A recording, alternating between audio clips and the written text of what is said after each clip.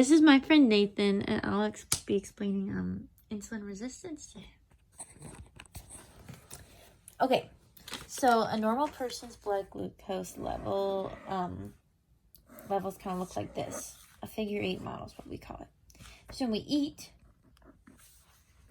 our blood glucose goes up because we have more sugar and stuff in our blood. And then our brain figures that out, and it goes to tell our pancreas to release a hormone called insulin. Then insulin is going to go to our tyrosine kinase receptors, which are just these little receptors on a cell, and insulin hits them right here. And when insulin hits this receptor, it's going to talk to these things called GLUT4s. And it's going to tell them to come up to the surface of the cell and take all this glucose out of the blood and into our cell. And that's going to bring us back down to our normal range of blood glucose. Now let's say we're in a fasted state. Then our blood glucose is going to go down. So we're going to talk to our brain about it. Our brain's going to go to our pancreas and tell it to release a hormone called glucagon. And that's going to hit our G-coupled protein receptors on our organs, and that's what brings everything back to a normal range. And the cool thing about when glucagon's released, we also release a hormone called epinephrine. And epinephrine is really great. It's coming from the adrenal medulla. And it's really awesome because it helps us to zone in on whatever we're thinking about. It gives us clarity, and it's just a really good hormone for our mental health and stuff. Now, when we have a type 2 diabetic, this is what their circle looks like. And this side is kind of out of business. So, again, you kind of go through the same process of you eat, and then your blood glucose goes up, and you're talking to your brain and pancreas with the insulin. But where we hit our problem is on these tyrosine kinase receptors. Because the average American diet and a type 2 diabetic's diet usually includes a lot of carbs and sugar, we would produce a ton of insulin to bring all this back down because it makes our blood glucose go way up. So that means we really overwhelm these tyrosine kinase receptors. They are getting hit a ton if we look at this right here.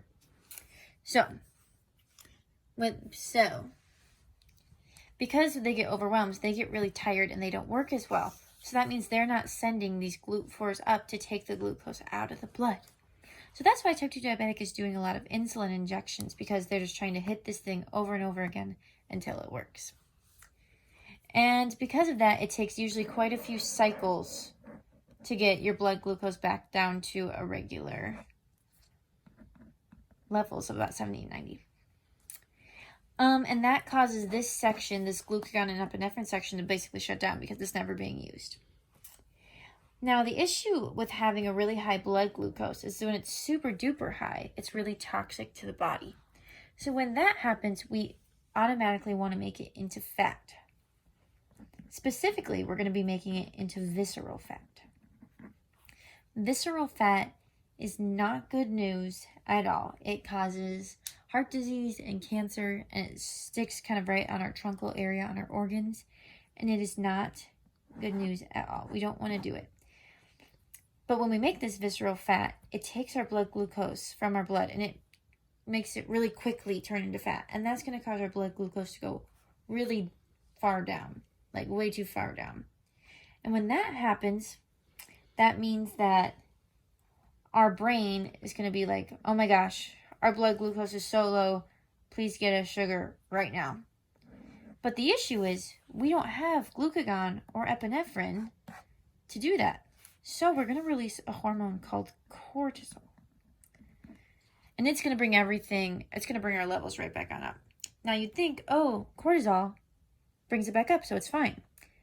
But the issue is cortisol causes anxiety and stress, and it is just not a great hormone for your mental health. It's going to cause your blood pressure to go up, and it's going to make you stressed and anxious.